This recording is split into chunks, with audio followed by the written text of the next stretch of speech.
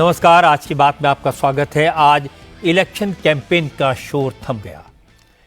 1 जून को आखिरी फेज के लिए वोट डाले जाएंगे और उसी दिन 1 तारीख की शाम को आप एग्जिट पोल देख सकेंगे।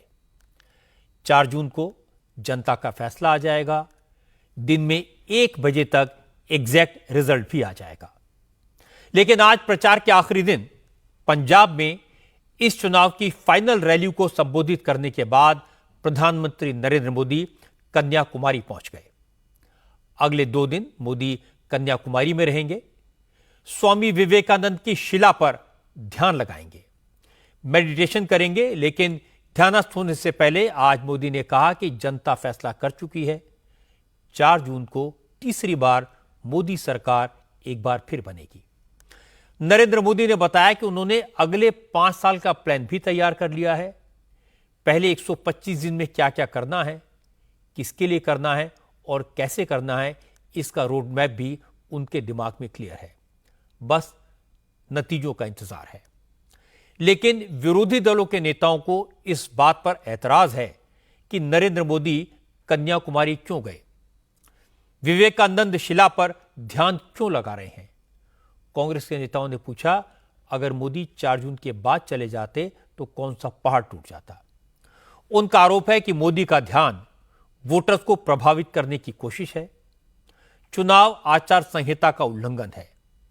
मल्लिकार्जुन खड़गे, ममता बनर्जी, अखिलेश यादव से लेकर तेजस्वी यादव तक तमाम नेताओं ने इसी तरह की बातें कही। लेकिन मोदी ने कहा, विरोधी दलों के नेता उनकी चुप्पी को, उनकी खामोशी को कमजोरी न समझें, उन्हें गुस्सा न दिलाएं, वरना वो 7 पीढ़ियों के पापों की लिस्ट जनता के सामने रख देंगे। मोदी पूरी बात आपको सुनाऊंगा, लेकिन पहले बात करते हैं प्रधानमंत्री नरेंद्र मोदी के कन्याकुमारी जाने की। नरेंद्र मोदी इस वक्त कन्याकुमारी में समंदर के बीचों बीच विवेकानंद रॉक मेमोरियल में हैं। स्वामी विवेकानंद प्रधानमंत्री यहां शाम करीब 6 बजे पहुंच गए थे और अब अगले 45 घंटों तक 1 जून को वोटिंग खत्म होने तक मोदी यहीं रुकेंगे। चुनावी राजनीति से दूर स्वामी विवेकानंद मेमोरियल के ध्यान मंडपम में नरेंद्र मोदी मेडिटेशन करेंगे। जिस जगह नरेंद्र मोदी 2 दिन तक ध्यान लगाने वाले हैं, उसी जगह पर नरेंद्र नाथ दत्त यानी स्वामी विवेकानंद ने भी 3 दिन का ध्यान लगाया था।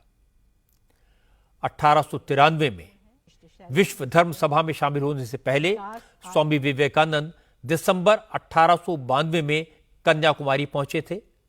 उस वक्त जमीन से 500 मीटर दूर समंदर में स्थित 2 शिलाओं तक स्वामी विवेकानंद तैरकर पहुंचे थे और 25 से 27 दिसंबर के बीच इसी चट्टान पर ध्यानस्थ रहे। स्वामी विवेकानंद को यहीं पर ध्यान लगाते हुए भारत माता के दैवीय स्वरूप की अनुभूति हुई। विकसित भारत का विचार उनके मन में आया। 1970 में आरएसएस के पूर्व सरकार्यवाह एकनाथ रानाडे के प्रयासों से इसी जगह पर विवेकानंद मेमोरियल बनकर तैयार हुआ। चूंकि नरेंद्र मोदी ने अपने तीसरे टर्म में विकसित भारत का लक्ष्य रखा है, इसीलिए चुनाव के आखिरी दौर में कैंपेन खत्म करने के बाद मोदी ने उसी जगह पर वक्त बिताने का फैसला किया जहां स्वामी विवेकानंद को विकसित भारत का विचार आया था। भारत माता के दिव्य स्वरूप की अनुभूति हुई थी। विवेकानंद मेमोरियल जाने से पहले नरेंद्र मोदी कन्याकुमारी में भगवती अम्मन मंदिर गए, यहां पूजा अर्चना की। इस मंदिर का इतिहास 3000 साल से भी पुराना है। यह 108 शक्तिपीठों में से एक है। मान्यता है कि बाणासुर राक्षस को वरदान मिला था कि उसे केवल एक कुंवारी लड़की ही मार सकती है। बाणासुर को मारने के लिए देवी ने कुंवारी लड़की का रूप धारण किया और बाणासुर का वध किया। इसके बाद नारद और भगवान परशुराम ने उनसे कलयुग के अंत तक पृथ्वी पर मौजूद रहने का अनुरोध किया, जिसे देवी ने स्वीकार कर लिया। कहा जाता है कि परशुराम ने ही समुद्र के किनारे इस मंदिर का निर्माण किया और देवी कन्याकुमारी की मूर्ति स्थापित की। उन्हीं के नाम पर इस जगह का नाम कन्याकुमारी पड़ा। आज नरेंद्र मोदी ने इस मंदिर में करीब आधा घंटा बिताया।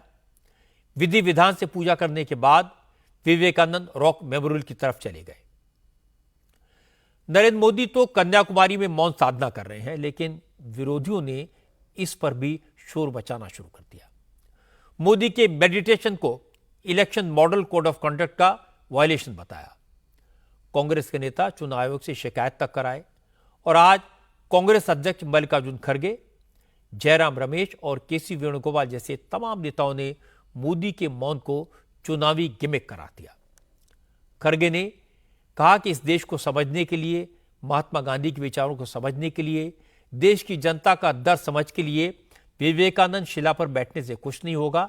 इसके लिए पढ़ना पड़ता है, अपने अंदर झांकना पड़ता है। जयराम रमेश ने कहा कि मोदी कन्याकुमारी जाकर चुनाव आचार संहिता का उल्लंघन कर रहे हैं। मोदी 4 जून के बाद पूर्व प्रधानमंत्री हो जाएंगे, तब उनके पास वक्त ही वक्त होगा। 4 जून के बाद कन्याकुमारी चले जाते तो बेहतर होता।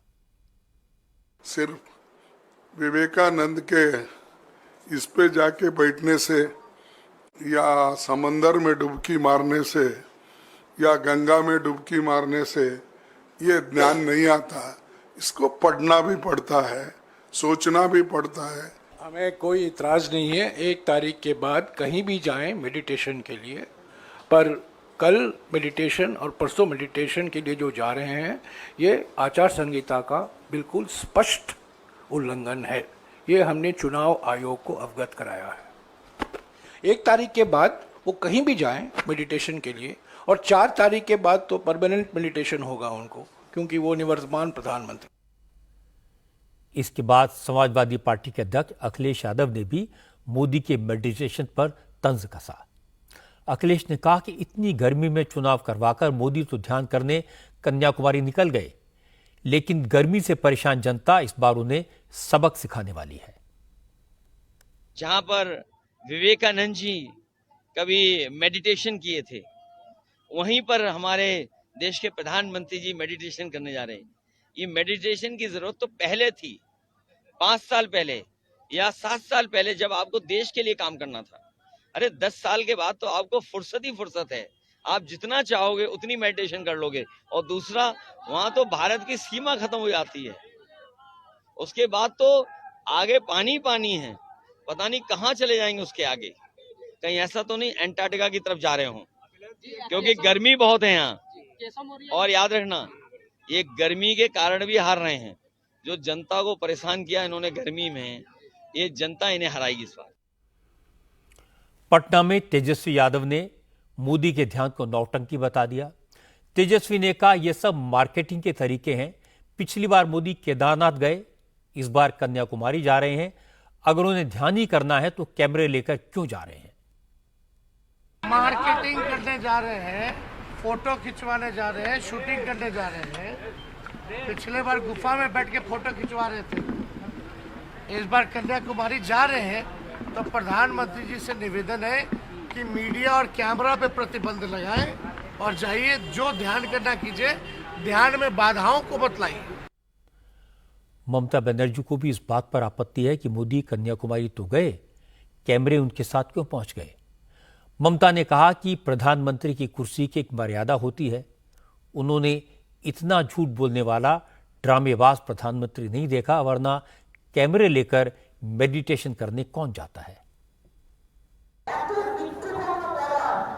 इतना झूठा प्रधानमंत्री मैंने कभी नहीं देखा। कुर्सी की एक मर्यादा होती है। 48 घंटा पब्लिसिटी करना चाह रहे हैं। इलेक्शन में 48 घंटा पहले पब्लिसिटी बंद होनी चाहिए। आप ध्यान करने जा रहे हैं तो जाओ, लेकिन कैमरा लेकर क्यों जा रहे हो? कैमरा लेकर मेडिटेशन करने कौन जाता है?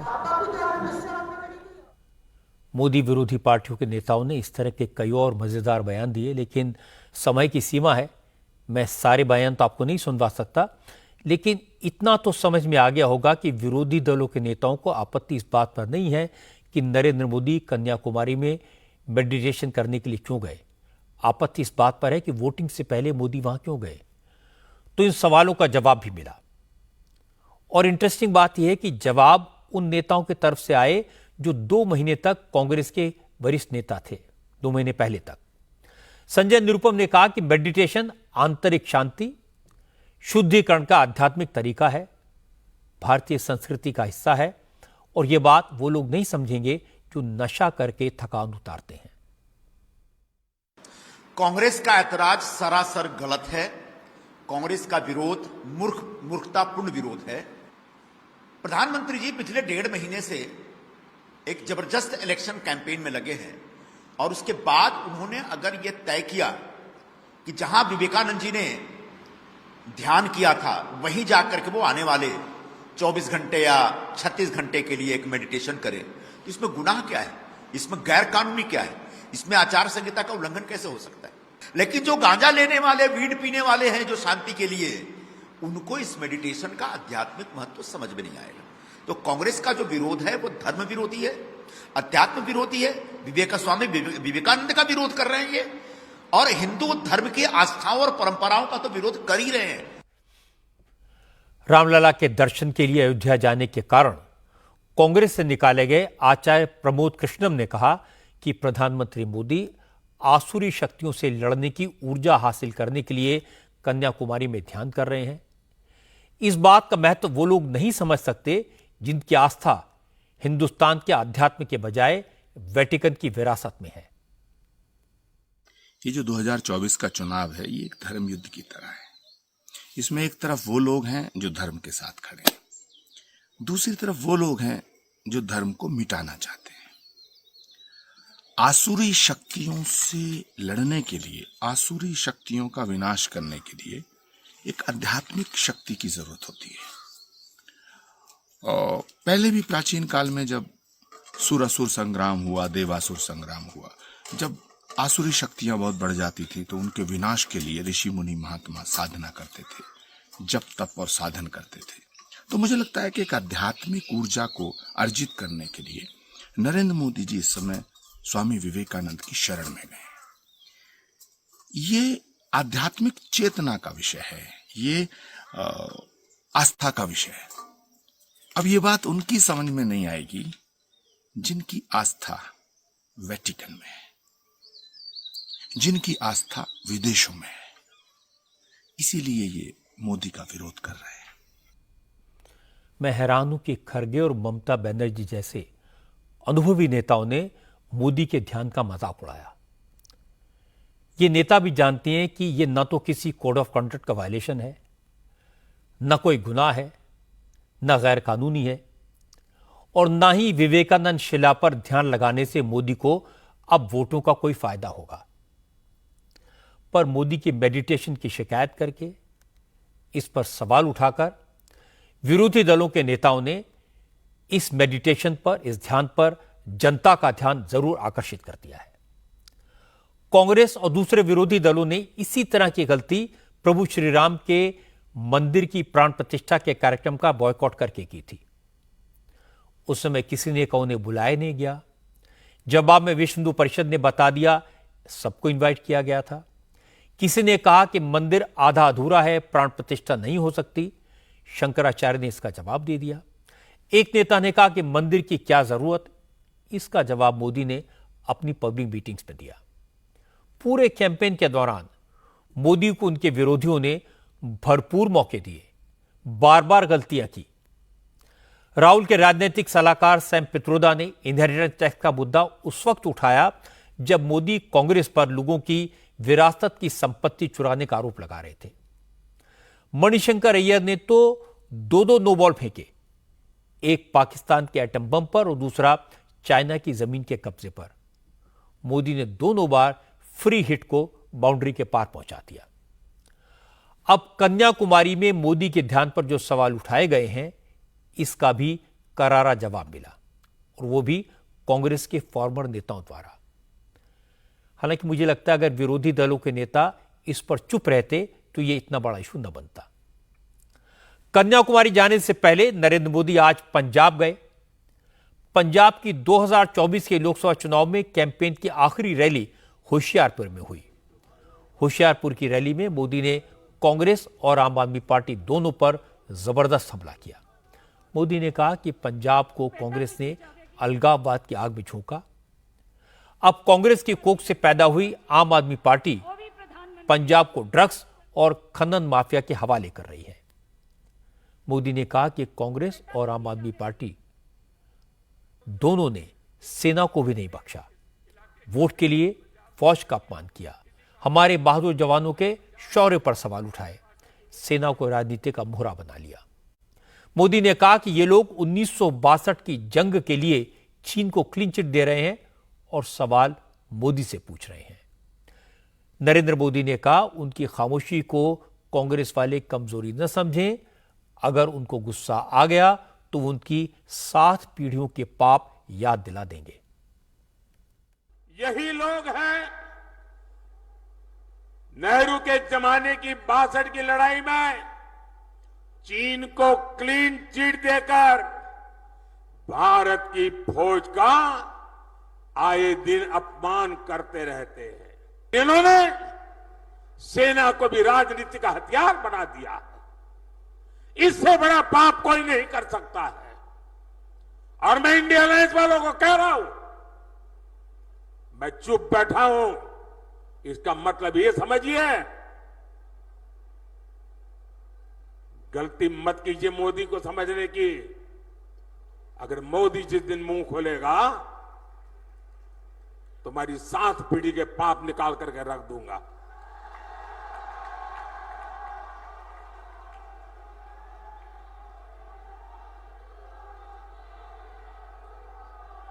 आपको मोदी को जितनी गालियां दे दीजिए, लेकिन मेरे देश की सेना का अपमान ये मोदी नहीं सहन करेगा। इसके बाद नरेंद्र मोदी ने भ्रष्टाचार की बात की, कहा कि कांग्रेस के करप्शन के कारनामे तो पूरा देश जानता है, कांग्रेस करप्शन की जननी है, आम आदमी पार्टी का डीएनए भी कांग्रेस जैसा ही है। मोदी ने कहा कांग्रेस को भ्रष्टाचार में डबल पीएचडी करने में 60 साल लगे, लेकिन आम आदमी पार्टी तो जन्म से ही भ्रष्टाचारी और महाझूठी पार्टी निकली। कांग्रेस भ्रष्टाचार की जननी है। 60 साल तक कांग्रेस ने जो कारनामे किए हैं, भ्रष्टाचार की एक से बढ़कर एक वारदातें की हैं, ऐसा लगता है कांग्रेस ने भ्रष्टाचार में डबल पीएचडी कर ली है। और अब कांग्रेस के साथ एक और कट्टर भ्रष्टाचारी पार्टी भी जुड़ गई है। इतना ही नहीं, ये भयंकर झूठवादी पार्टी भी है। अब आप देखिए, यहां तो आमने सामने लड़ने का ड्रामा कर रहे हैं, दिल्ली में एक साथ चुनाव लड़ रहे थे और लोग भूले नहीं कि ये झूठवादी पार्टी, ये कट्टर भ्रष्टाचारी पार्टी की पहली सरकार कांग्रेस के समर्थन से दिल्ली में बनी थी। और इसलिए इन्होंने जो भ्रष्टाचार की जननी कांग्रेस है, उससे बराबर भ्रष्टाचार के पाठ पढ़ लिए हैं। हम छोटे थे तो एक कथा सुना करते थे, और कथा बड़ी मजेदार थी। वो कथा ऐसी थी कि एक प्रेग्नेंट वुमेन डिलीवरी के लिए अस्पताल में गई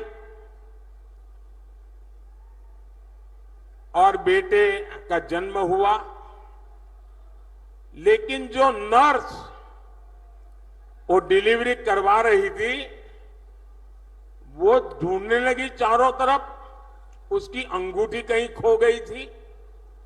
वो रोने लगी, अरे मेरी अंगूठी कहां गई, अंगूठी कहां गई। अब बेटे का जन्म हुआ, लेकिन वो अपनी मुट्ठी नहीं खोलता था।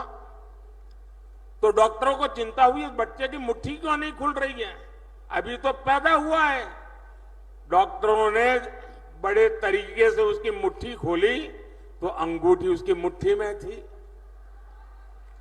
तो लोगों ने कहा ये बच्चा पैदा होते ही चोरी करता है। तो पता चला उसका बाप बहुत बड़ा चोर था, बड़ा डाकू था।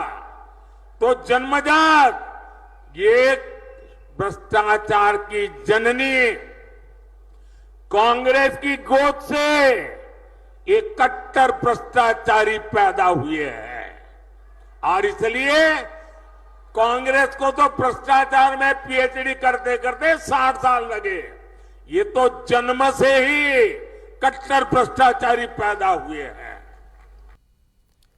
आज होशियारपुर से एक चौंकाने वाली खबर भी आई।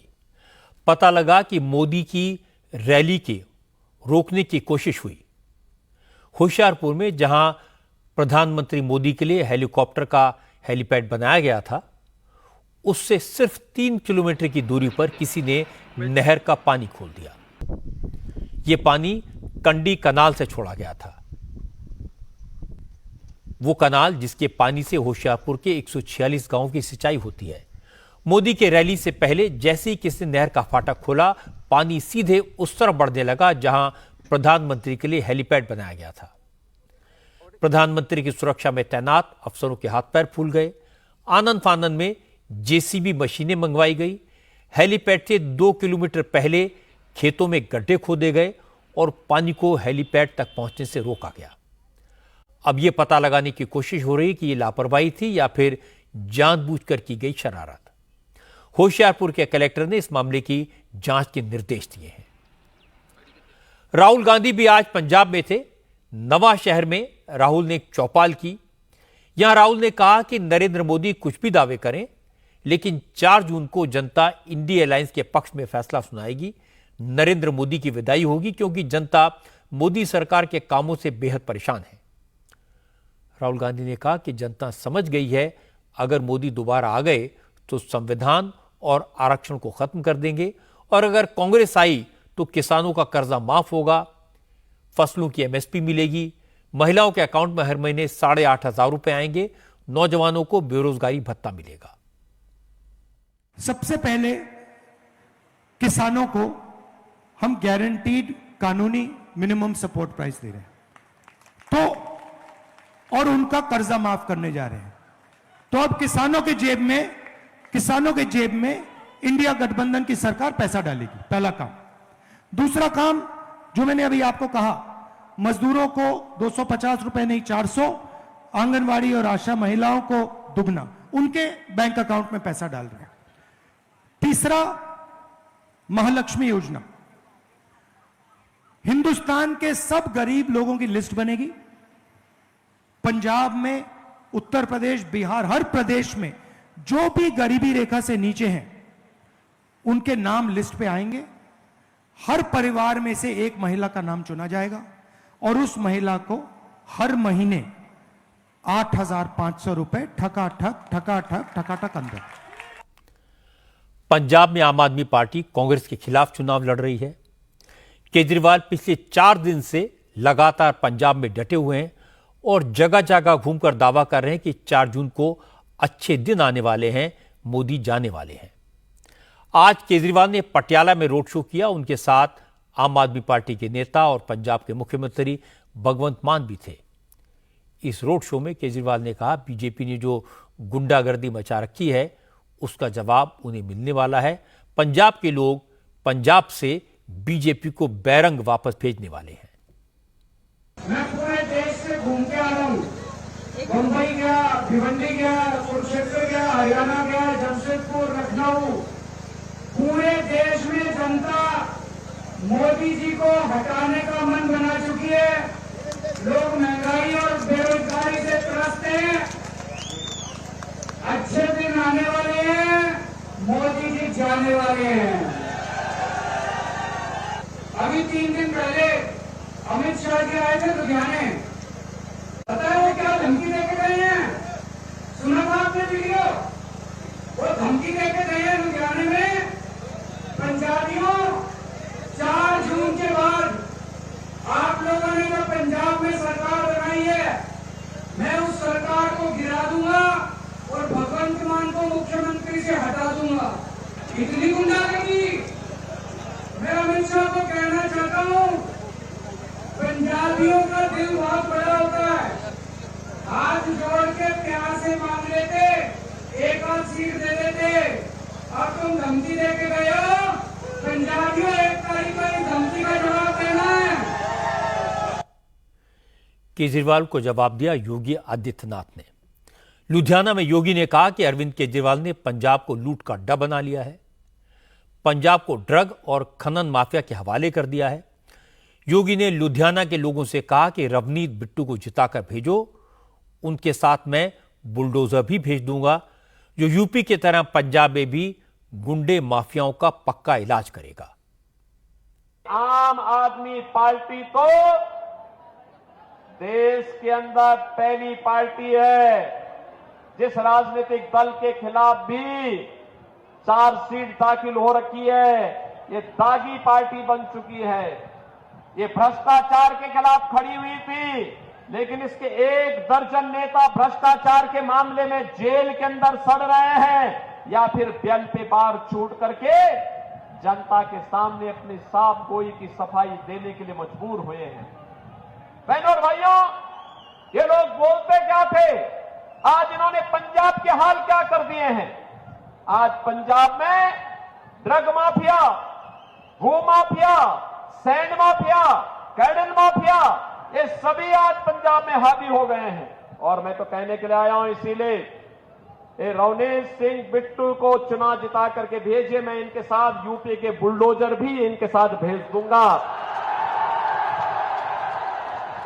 इनके साथ भेज दूंगा मैं। और इसलिए भेज दूंगा जिससे यूपी का बुलडोजर लेकर के यहां के माफियाओं को वो वैसे ही रौंदने का काम करेगा जैसे हमने यूपी के अंदर किया है।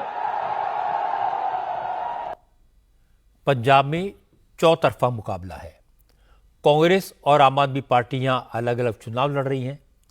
बीजेपी और अकाली दल भी एक दूसरे के खिलाफ मैदान में है।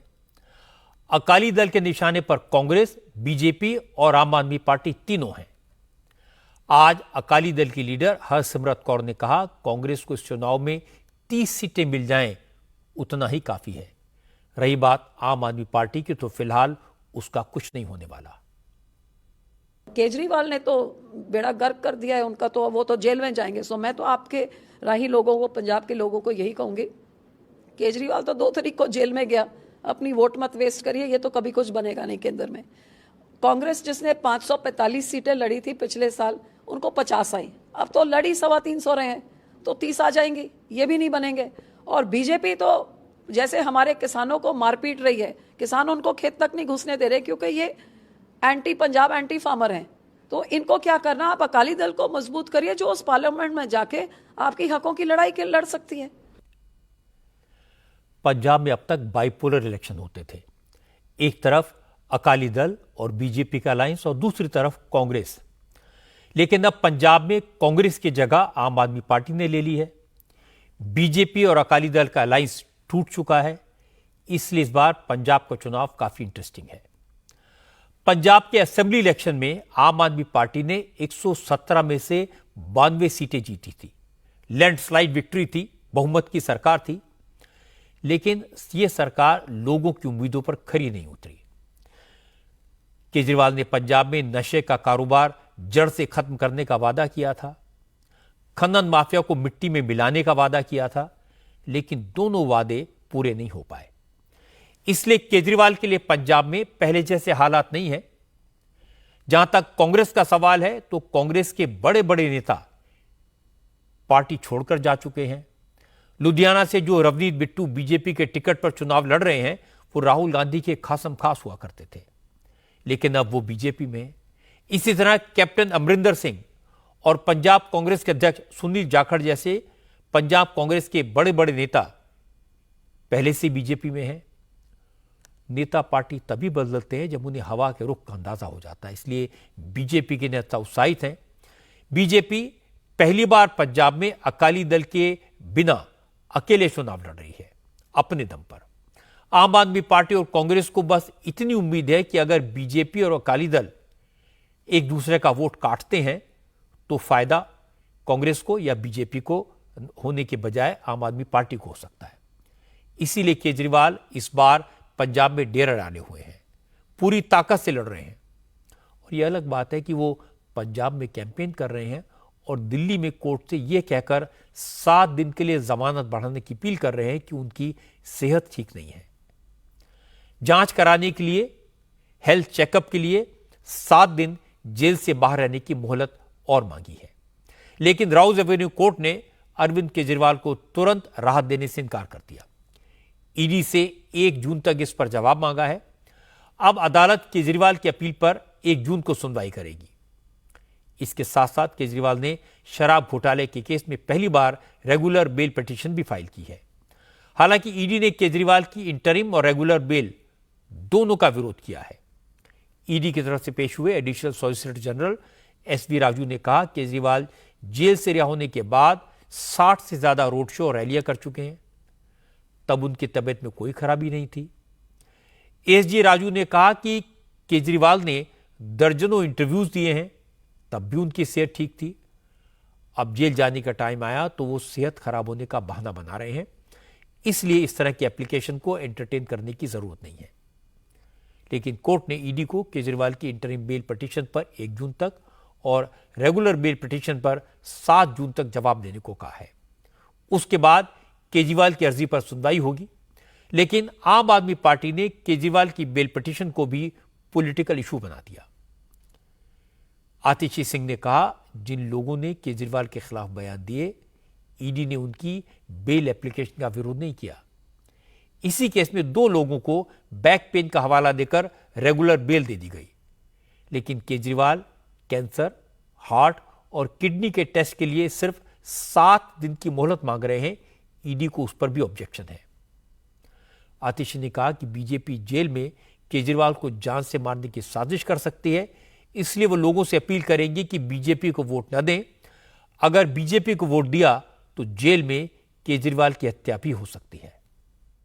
आज मैं देश की जनता से अपील करना चाहती हूं और खासकर कि जो आखिरी फेज में जिन सीटों पर चुनाव होने वाला है 2 दिन के अंदर, अगर आपने भारतीय जनता पार्टी को वोट दिया, अगर आपने भारतीय जनता पार्टी को जिता दिया, ना सिर्फ अरविंद केजरीवाल जी जेल जाएंगे, बल्कि भारतीय जनता पार्टी और प्रधानमंत्री नरेंद्र मोदी जी अरविंद केजरीवाल को जेल में जान से मार भी सकते हैं। उनके स्वास्थ्य के खिलाफ साजिश कर रहे हैं, उनकी सेहत के खिलाफ साजिश कर रहे हैं। तो इसलिए जरूरी है कि देश भर के लोग और खासकर वो लोग जो 2 दिन में वोट डालने जा रहे हैं, भारतीय जनता पार्टी के खिलाफ वोट दें, अरविंद केजरीवाल जी की जान बचाने के लिए वोट दें। आम आदमी पार्टी के नेता भी गजब के तर्क देते हैं। ईडी केजरीवाल की जमानत का विरोध कर रही है। वो कह रहे हैं कि बीजेपी केजरीवाल को जान से मारने की साजिश कर रही है। अगर ईडी बेल का विरोध न करती, केजरीवाल के खिलाफ ईडी कुछ न कहती, तो ये कहते कि ईडी को कुछ नहीं मिला, केजरीवाल बेकसूर हैं, ईडी के पास जमानत का विरोध करने का कोई कारण ही नहीं था। ये केजरीवाल को शराब घोटाले में क्लीन चिट है। असली बात है कि आम आदमी पार्टी के नेता किसी भी इशू को इमोशनल बनाकर उससे सियासी सिंपैथी हासिल करने में माहिर हैं। पहले केजरीवाल की गिरफ्तारी के वक्त यही किया, फिर सुप्रीम कोर्ट ने केजरीवाल को 21 दिन की इंटरिम बेल दी तो भी यही किया। अब जमानत खत्म होने का वक्त आ रहा है तो फिर से वही माहौल बनाने की कोशिश की जा रही है। लेकिन बीजेपी पूछ रही है अगर तबीयत इतनी ही खराब है तो पहले मेडिकल टेस्ट जरूरी थे या फिर कैंपेन जरूरी था। केजरीवाल ने 21 दिन तक खूब कैंपेन किया, अब कह रहे हैं कि टेस्ट कराने के लिए 7 दिन और दो। असल में केजरीवाल की रणनीति यह है कि किसी तरह चुनावी नतीजे आने तक वो जेल से बाहर रहें, जिससे नतीजों के हिसाब से रणनीति बनाने का मौका मिले। सबसे हैरानी की बात है कि अरविंद केजरीवाल हर बार यह दावा करते हैं कि उन्हें सबसे ज्यादा फिक्र दिल्ली वालों की है। रोज जेल से चिट्ठी लिख रहे थे, अपने मंत्रियों को निर्देश दे रहे थे कि मोहल्ला क्लिनिक में दवाओं की कमी ना होने दी जाए, दिल्ली में पानी और बिजली की सप्लाई दुरुस्त रखी जाए। लेकिन भारी गर्मी के बीच दिल्ली में पानी की जबरदस्त किल्लत है। दिल्ली के लोग बूंद बूंद पानी के लिए तरस रहे हैं। चाणक्यपुरी, वसंत विहार और मयूर विहार जैसे पॉश इलाकों में भी लोगों को पीने का पानी नहीं मिल रहा। ये तस्वीरें दिल्ली के बेहद पौष इलाके चाणक्यपुरी की हैं। चाणक्यपुरी में लोग पीने का पानी लेने के लिए टैंकरों के पीछे भाग रहे हैं। सुबह से ही बड़ी तादाद में लोग अपने हाथों में बोतलें और बाल्टियां लेकर लाइन में लगे थे। उनके लिए पानी की इकलौती उम्मीद दिल्ली जल बोर्ड का एक टैंकर होता है, इसलिए जैसे ही टैंकर पहुंचा लोग उसके पीछे दौड़ पड़े। टैंकर रुका भी नहीं, लेकिन लोग अपनी जान की परवाह किए बगैर टैंकर पर चढ़ गए। टैंकर में अपने अपने पाइप डाल दिए, जिससे खत्म होने से पहले थोड़ा बहुत पानी मिल जाए। इस तरह की तस्वीरें दिल्ली के ज्यादातर इलाकों से आ रही हैं। वसंत विहार जैसे इलाके में भी लोग सुबह 6 बजे से लाइन में लगकर पानी के टैंकर का इंतजार करते हैं। यहां महंगे फ्लैट से लेकर मलिन बस्तियों तक रहने वालों को पानी की कमी से जूझना पड़ रहा है। घरों में पानी नहीं आ रहा, इसलिए यहां एक बाल्टी पानी के लिए अच्छी खासी मारामारी होती है। कहीं भी पाइपलाइन नहीं है, ठीक है, हम लोगों को खींच के साइकिल से लेके आना पड़ता है। और जो नीचे की तरफ जाओगे ना, वहाँ घरों के आगे टैंकर लग जाते हैं, वो तो अपना पानी भर लेते हैं। हमारा मुँह ऊंचाई पे है ना, तो हम लोगों को दिक्कत होती हैगी। हमारे यहाँ ऊपर टैंकर आ नहीं सकते हैंगे, नीचे भारी रुक जाते हैं, तो वहाँ से फिर हम खींच के पानी लेके आते हैं साइकिल पे। ये एक कैन हमारी 300 रुपए की आती है, वो साइकिल हमारे को खरीदनी पड़ती है। साइकिल से हमारी ये कहने आते हैं, हमें तो सिर्फ पाइपलाइन चाहिए। मैडम सारी प्रॉब्लम यही है पानी की, ठीक है। दरअसल प्रॉब्लम यही है कि मतलब इतनी गवर्नमेंट बदल गई, इतना कुछ हो गया, ठीक है। बीजेपी भी करके चली गई, यहाँ पे कांग्रेस भी करके चली गई, आम आदमी पार्टी की थोड़ी बहुत सुविधा मिली भी है, तो जो सुविधा होनी चाहिए ना, प्रॉपर दिक्कत पानी की है, ठीक है। मैं मतलब ये कहना चाहता हूँ भाई, जो अब गवर्नमेंट बनेगी, चाहे वो बीजेपी की हो, चाहे वो क्या नाम है आम आदमी पार्टी की हो, या कोई भी सरकार बने, सीधी दिक्कत ये है कि हमारी पानी की पाइपलाइन होनी चाहिए, बाकी हमें किसी कुछ नहीं चाहिए। पानी की यहाँ बहुत ज्यादा तकलीफ है, बहुत ज्यादा दिक्कत होती है। पूरा दिन इंतजार करते हैं, टैंकर का इंतजार करना पड़ता है। टैंकर जब आता है जब ही पानी मिलता है पीने वाला। आज सुबह से क्या टैंकर आया है? आज सुबह से एक टैंकर आया। जो हाल साउथ दिल्ली का है, वही स्थिति सेंट्रल दिल्ली की भी है। सेंट्रल दिल्ली के आनंद पर्वत इलाके में पब्लिक प्लेस पर 1-2 नल लगे हुए हैं। पूरे इलाके के लोग इन्हीं नलों के भरोसे हैं। जिनका भाग्य अच्छा है उन्हें 2-3 बाल्टी पानी मिल जाता है, लेकिन इसके बाद इस पानी को घर तक ले जाने का एक चैलेंज होता है।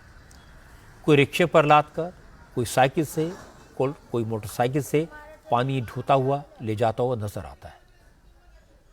गर्मी शुरू होते ही दिल्ली में पानी का संकट गहराने लगा है। बहुत ज़्यादा परेशानी लोगों को हो रही है। इस वक्त हम आनंद पर्वत की गली नंबर 9 के करीब है और देखिए कि एक पानी का जो नल है उसी के सहारे ये बहुत सारे जो आपको डब्बे दिखाई देंगे पानी के, वो नज़र आएंगे। लंबी कतारें पानी के लिए लगी हुई है और नंबर का अपना इंतज़ार कर रहे हैं। नंबर से ही पानी मिलता है सबको? नंबर से मिलता सर, नंबर से मिलता। सर्दियों में भी होता है, गर्मियों में ज्यादा है? गर्मियों में ज्यादा परेशानी होती है, सर्दियों में नहीं होती है। अब ज्यादा हो रही है? अब ज्यादा हो रही है, बहुत ज्यादा। दूर से पानी ढोते हैं आप? ओ यहाँ से ले जाना पड़ता है, रिक्शे वाले लेते हैं 100-150 रुपए। पानी के तो खिलते हैं, हर सारे जगह पानी क्लियर था। यहाँ भी पानी नहीं आता, हरजन बस्ती में भी, सामने हरजन बस्ती में पानी नहीं आता है 2-2 दिन तक नहीं आ रहा ना। ये सरकार अब कह रही है कि और ज्यादा दिक्कत हो सकती है पानी की। बहुत दिक्कत बहुत ज्यादा हो गई है। हरियाणा ने पानी रोक दिया। अब पानी तो हरियाणा रोके, चाहे जो पब्लिक के लिए तो परेशानी हो रहा है, तो सरकार की व्यवस्था करना है।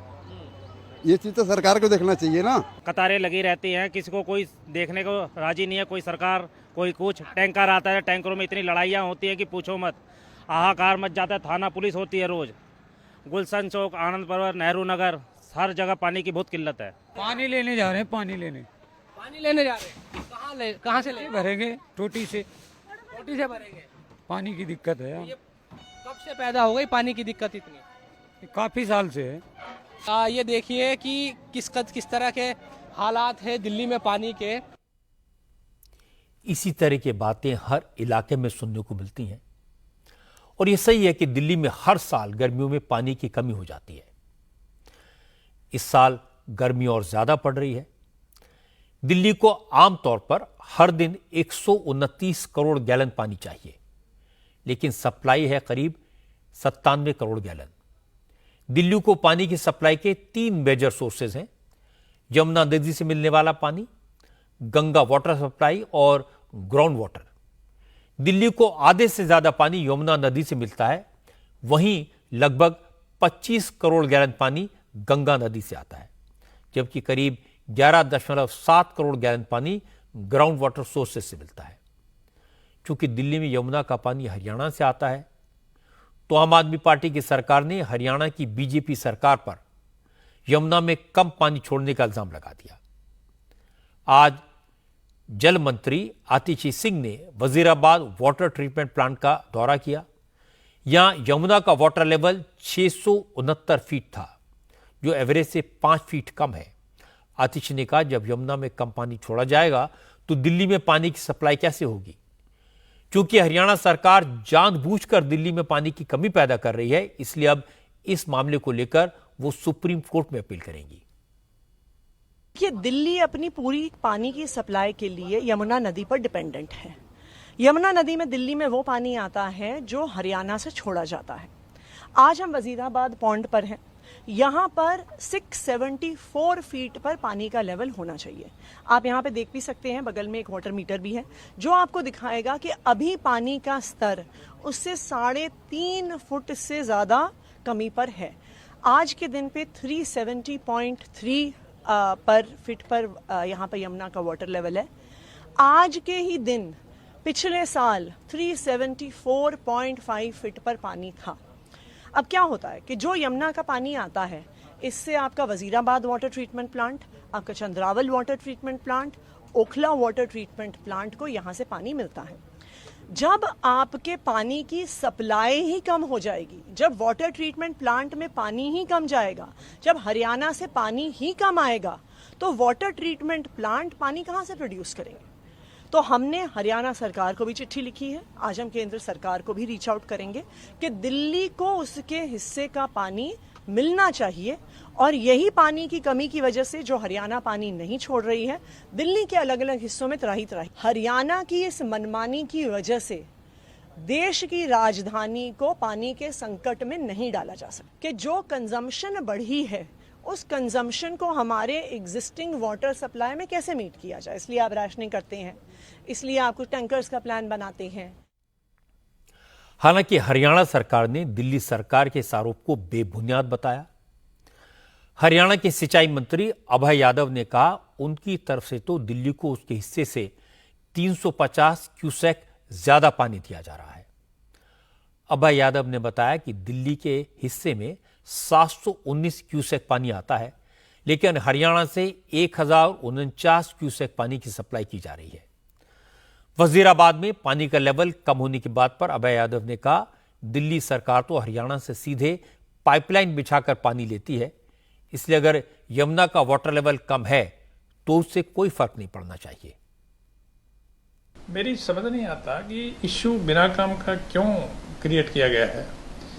दिल्ली का ऑफिशियल शेयर है वो 719 क्यूसेक पानी का है।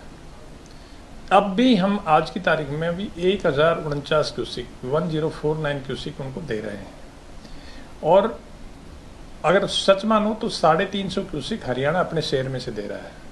हमारी कमिटमेंट है कि दिल्ली नेशनल कैपिटल है, उसमें पानी की कमी नहीं आनी चाहिए। हम अपने इंटरेस्ट भी कुर्बान करके उनको पानी दे रहे हैं। जो जलाशय के स्तर की जो बात करते हैं, वो बात तो जब दिल्ली ने सीधी पाइप सप्लाई सीधी अपने संप से जोड़ ली, तो उसके बाद में वो उसका तो लेवल की तो बात ही नहीं रही। तो ये इशू कैसे रेज हुआ मुझे नहीं पता, क्यों रेज किया, और विशेषकर अब जब सारा देश चुनाव में बिजी है, तब इस तरह का इशू रेज करके क्या जताना चाहते हैं समझ नहीं आता। लेकिन दिल्ली के लोग क्या करें? आरोप प्रत्यारोप से दिल्ली के लोगों की मुसीबत तो कम नहीं होगी। लोगों की नाराजगी लगातार बढ़ रही है, इसलिए आज दिल्ली सरकार एक्टिव हुई। सौरभ भारद्वाज और आतिशी सिंह ने अफसरों की हाई लेवल मीटिंग बुलाई। तय यह हुआ कि जिन इलाकों में पानी की कमी है वहां टैंकर से सप्लाई बढ़ाई जाएगी। टैंकर से सप्लाई के लिए कंट्रोल रूम बनाया जाएगा, जिसकी निगरानी एक आईएएस अफसर करेंगे। टैंकर से सप्लाई के लिए एक हेल्पलाइन भी शुरू की गई है, और इसके अलावा पानी का मिसयूज रोकने के लिए कड़े कदम उठाए जाएंगे। कंस्ट्रक्शन और कार रिपेयर वर्क में पीने के पानी का इस्तेमाल हुआ तो जुर्माना लगेगा। साइट को सील किया जाएगा। वहीं अगर कोई पानी बर्बाद करता पकड़ा गया तो उस पर 2000 रुपए का जुर्माना ही लगाया जाएगा। कल से दिल्ली पॉल्यूशन कंट्रोल कमेटी के मेंबर पानी की किल्लत वाले इलाकों में गश्त लगाएंगे। लेकिन दिल्ली सरकार के फैसलों को बीजेपी ने पैसा कमाने की एक और चाल बताया। बीजेपी के कार्यकर्ताओं ने दिल्ली की वाटर सप्लाई मिनिस्टर आतिशी सिंह के बाहर प्रोटेस्ट किया और इसके बाद दिल्ली बीजेपी के अध्यक्ष वीरेंद्र सचदेवा ने कहा, आम आदमी पार्टी की सरकार पानी की ब्लैक मार्केटिंग करना चाहती है, टैंकर माफिया को बढ़ावा देना चाहती है, इसलिए दिल्ली में जानबूझकर वाटर क्राइसिस क्रिएट किया गया। दिल्ली की जनता हाहाकार कर रही है पानी के लिए। क्या ये संकट प्राकृतिक है? जी नहीं, ये संकट अरविंद केजरीवाल की सरकार द्वारा पैदा किया गया है, सिर्फ भ्रष्टाचार करने के लिए। पानी बर्बाद हो रहा है क्योंकि दिल्ली की सरकार उसको संभाल नहीं पाती, उनका सिस्टम नहीं है, पानी बर्बाद करते हैं और टैंकर माफिया को बढ़ावा देने का काम करते हैं। अब कल जो इन्होंने घोषणा की कि हम 2000 रुपये का चालान लगाएंगे, 2000 रुपये का चालान नहीं है, अब ये टैंकर माफिया को बढ़ाएंगे। दिल्ली में पानी की आपूर्ति के लिए टैंकरों की संख्या बढ़ाई जाएगी, लेकिन वो सिर्फ कागजों पर होगी और हर गाड़ी के चक्कर के जो पैसे बचेंगे वो नीचे से ऊपर तक अधिकारी और नेता मौज करेंगे। दिल्ली में पानी का संकट दिखाकर कैसे पैसा कमाया जाए, ये दिल्ली सरकार की साजिश है। दिल्ली में पानी की किल्लत कोई नई बात नहीं है। मुझे 2003 की वो तस्वीर याद है जब अरविंद केजरीवाल गली मोहल्लों में जाकर पानी की प्राइवेट पाइपलाइन दिखाते थे, टैंकर माफिया के खिलाफ आंदोलन करते थे और दावा करते थे अगर उनकी सरकार बन गई तो दिल्ली से पानी के टैंकर गायब हो जाएंगे। टैंकर माफिया ने जो लूट मचाई हुई है वो खत्म हो जाएगी। वो हर घर को साफ पानी पहुंचाएंगे, मुफ्त पानी पहुंचाएंगे। केजरीवाल ने हर महीने 20,000 लीटर पानी का बिल जीरो करने का ऐलान भी किया, लेकिन 20,000 तो दूर, दिन में 20 लीटर पानी भी नहीं मिल रहा। दिल्ली के लोग खाली बाल्टियां लेकर टैंकरों के पीछे दौड़ रहे हैं। यह सबूत है इस बात का कि लोगों को मुफ्त की बिजली और मुफ्त का पानी देने के वादों से वोट तो मिल जाते हैं, नेताओं का इंस्टेंट फायदा हो जाता है, लेकिन लॉन्ग रन में जनता को नुकसान होता है। इसी तरह दिल्ली के लोग पॉल्यूशन से परेशान हैं। दिल्ली की हवा में जहर है। जरा सोचिए, जिस दिल्ली के लोग हर साल 2 लाख करोड़ से ज्यादा का टैक्स देते हैं, उस शहर के लोगों के लिए न पर्याप्त पानी है, न सांस लेने के लिए साफ हवा। इससे बड़ी त्रासदी और क्या हो सकती है? और चुनाव के दौरान लोगों से मुफ्त के जो वादे किए जाते हैं उनका क्या असर होता है, पब्लिक में कैसे क्योस मच जाता है, इसका सबूत मैं आपको दिखाऊंगा एक ब्रेक के बाद।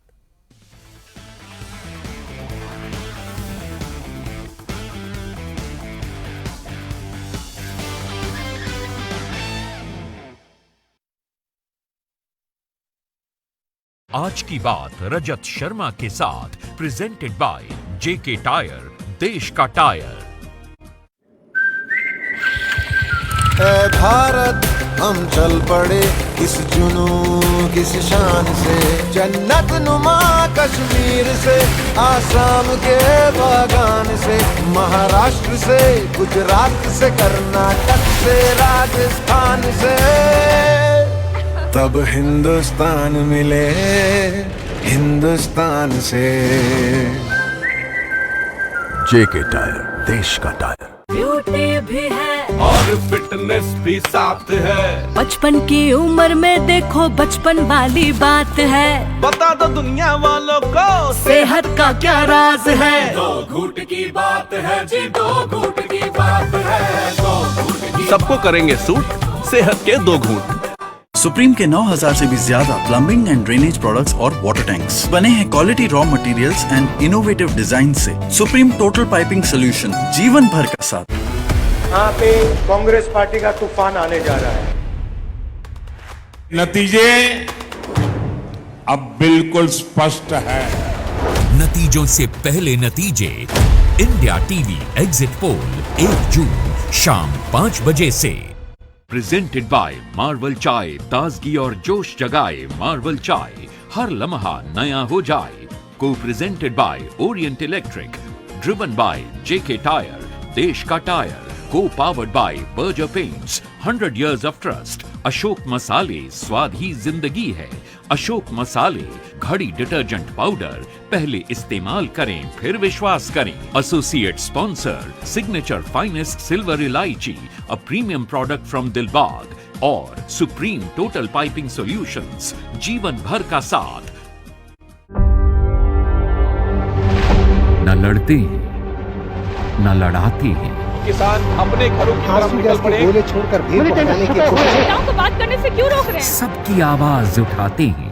पूरी तस्वीर तहस नहस है। जो अतिक्रमण है वो यहाँ पर हटाया जा रहा है। शोभा यात्रा को टारगेट किया गया। हर जान की कीमत है। समंदर में ऊंची लहरें उठते हुए हम खबर दिखाते हैं। 19 सालों से सच की बेबाक आवाज, इंडिया टीवी, आपकी आवाज। आज के लिए फिलहाल इतना ही। आप देखते रहिए इंडिया टीवी। आपके दिल और दिमाग में क्या चल रहा है?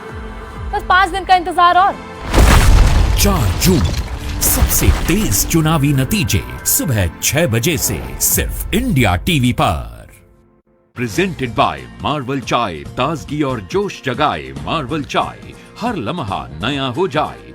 को presented by Orient electric, driven by JK tyre, देश का टायर। को powered by Berger paints, 100 years of trust। Ashok मसाले, स्वाद ही जिंदगी है। अशोक मसाले, घड़ी डिटर्जेंट पाउडर, पहले इस्तेमाल करें फिर विश्वास करें। Associate sponsor signature finest silver elaichi, a premium product from Dilbagh, और सुप्रीम टोटल पाइपिंग सॉल्यूशंस, जीवन भर का साथ।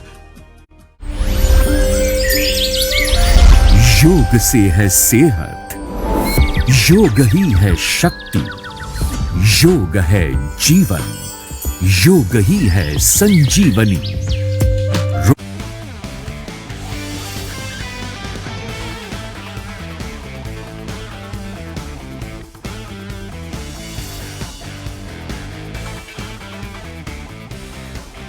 आज बेंगलुरु से एक अचरज में डालने वाली खबर आई। बेंगलुरु के पोस्ट ऑफिसेज में आजकल हजारों महिलाएं रोज खाता खुलवाने के लिए पहुंच रही हैं। उनका कहना है कि राहुल गांधी ने हर महीने महिलाओं के खाते में 8,500 रुपए डालने का वादा किया है। मुस्लिम मोहल्लों में लोगों को बताया गया कि यह पैसा सिर्फ पोस्ट ऑफिस के अकाउंट में आएगा। इससे बड़ी तादाद में मुस्लिम महिलाएं रोज पोस्ट ऑफिस पहुंच रही हैं। इस अफवाह के चक्कर में पोस्ट ऑफिस के कर्मचारी परेशान हो गए हैं। बेंगलुरु के पोस्ट ऑफिस के बाहर बैनर लगा दिए गए हैं जिसमें लिखा कि महिलाओं के अकाउंट में पैसा ट्रांसफर करने की कोई सरकारी योजना नहीं है, इसलिए पोस्ट ऑफिस में भीड़ ना लगाएं, अफवाहों के चक्कर में न पड़ें। पोस्ट ऑफिस के कर्मचारी दिन भर अनाउंसमेंट करके लोगों को समझाने की कोशिश कर रहे हैं, लेकिन कोई असर नहीं दिख रहा। पोस्ट ऑफिस में पिछले 7 दिनों में 8,000 से ज्यादा महिलाओं ने अपने अकाउंट खुलवा लिए हैं। अभी भी हर रोज 1,000 महिलाएं खाता खुलवाने के लिए पहुंचती हैं। Public are coming to this office for opening of IPPB account, saying that Department of Post will credit rupees 2,000 or 8,000 on opening of IPPB account. Actually, it is a rumor. Somebody has spreaded some rumor. So department will not pay any amount to their account. Already we have made it clear to the customer, and we have displayed some boards also. In spite of that, customer is requesting for opening of IPPB account. Bengaluru में पैसों के लिए मुस्लिम महिलाओं की लंबी लंबी लाइनें सबूत हैं इस बात का कि अफवाहों के पैर नहीं होते और मुफ्त के माल की कोई सीमा नहीं होती। राहुल गांधी ने खटाखट पैसा ट्रांसफर करने का वादा तो कर दिया अगर उनकी सरकार बनी तो, लेकिन इन महिलाओं ने उनका अगर शब्द नहीं सुना। लाइन लगाने वाली महिलाएं मुस्लिम हैं, ये कांग्रेस की वोटर हैं और उन्हें लगता है कि यह पैसा कांग्रेस देगी। जब नहीं मिलेगा तो कांग्रेस के लिए कितनी मुसीबत होगी, इसका अंदाजा लगाना मुश्किल है। फिलहाल एक ब्रेक, और ब्रेक के बाद मैं आपको बताऊंगा आज स्पेस साइंस में भारत ने ऐसा क्या कमाल किया जो अब तक दुनिया का कोई मुल्क नहीं कर पाया।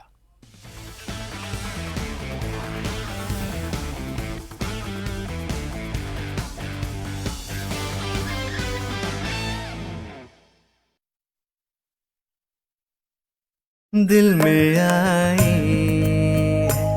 एक शोख लहर हवा के बेफिक्र भंवर सी। सिर्फ एक टपकती बूंद आपकी किस्मत बदल सकती है। रखिए एमसील हमेशा। केमिकल्स हटाइए। नीम, हल्दी, चंदन, एलोवेरा, मंचिष्ट, पाम व कोकोनट ऑयल आदि से निर्मित पतंजलि बाथ सोप अपनाइए।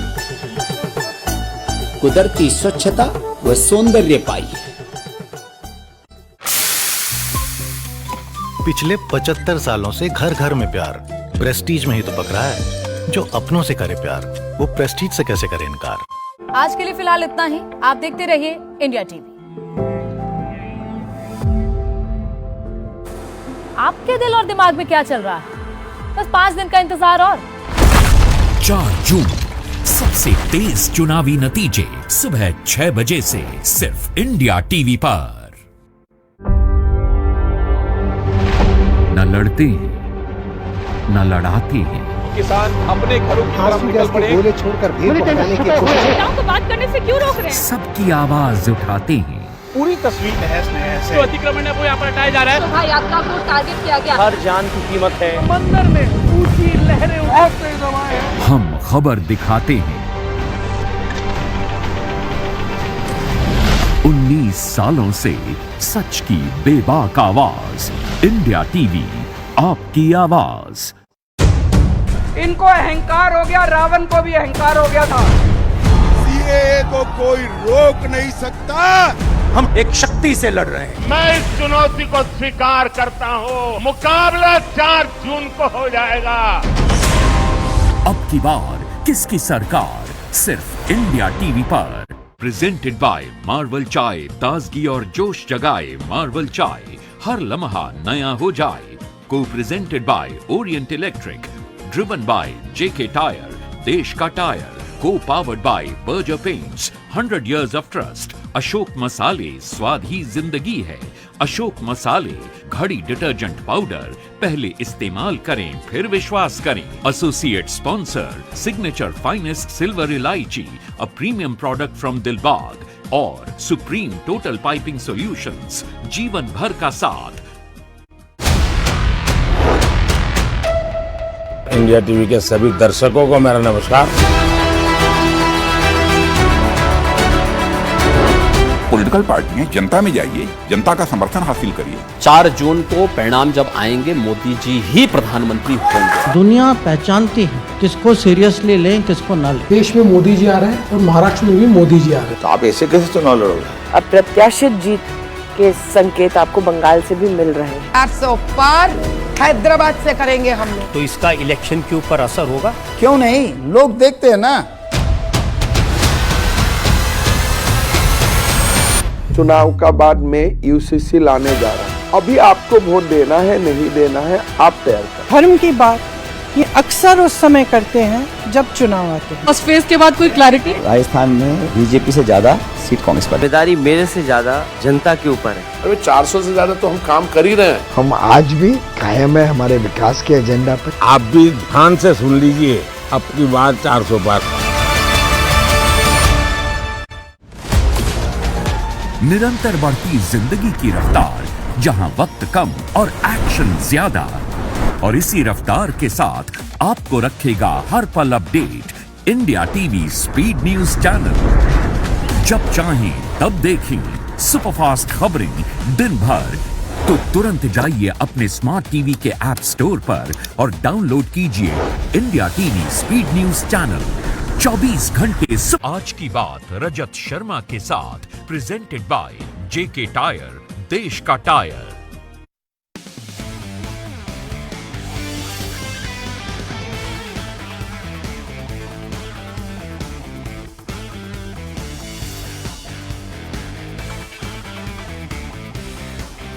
चलते चलते आज की अच्छी खबर आपको बता दूं, अंतरिक्ष में आज भारत ने एक और बड़ी कामयाबी हासिल की। Space startup company Agnikul Cosmos ने आज दुनिया का पहला 3D प्रिंटेड रॉकेट लॉन्च किया। श्रीहरिकोटा से 3D प्रिंटेड रॉकेट का लॉन्च पूरी तरह सफल रहा। दुनिया में यह पहला मौका है जब पूरी तरह 3D प्रिंट तकनीक से तैयार रॉकेट को लॉन्च किया गया है। रॉकेट ने अपनी तय कक्षा तक पूरी फ्लाइट सफलता से कंप्लीट की। इस मिशन को अग्निबाण सॉर्टेड 01 का नाम दिया गया है। प्रधानमंत्री मोदी ने पहले 3D प्रिंटेड रॉकेट की कामयाब लॉन्चिंग पर अग्निकुल कॉस्मोस के वैज्ञानिकों को बधाई दी। इसरो ने भी इस रॉकेट लॉन्च को स्पेस सेक्टर की एक बड़ी कामयाबी बताया। असल में नरेंद्र मोदी की सरकार स्पेस सेक्टर में प्राइवेट कंपनियों की भागीदारी को बढ़ावा दे रही है ताकि स्पेस टेक्नोलॉजी में भारत को आत्मनिर्भर बनाया जा सके। सरकार के इसी मिशन के तहत कई स्टार्टअप कंपनियां स्पेस सेक्टर में काम कर रही हैं। चेन्नई की अग्निकुल कॉस्मोस भी इन्हीं में से एक है। 3D प्रिंटिंग से तैयार रॉकेट में लागत कम आती है। इससे सैटेलाइट लॉन्च करने का खर्च कम होता है। रॉकेट लॉन्च की सफलता के बाद अब अग्निकुल कॉस्मोस अपने रॉकेट से छोटे सैटेलाइट लॉन्च करने की तैयारी कर रही है। आज की बात में इतना ही। मेरी आपसे अगली मुलाकात कल रात 9 बजे होगी। फिलहाल आप देखिए हमारी स्पेशल रिपोर्ट।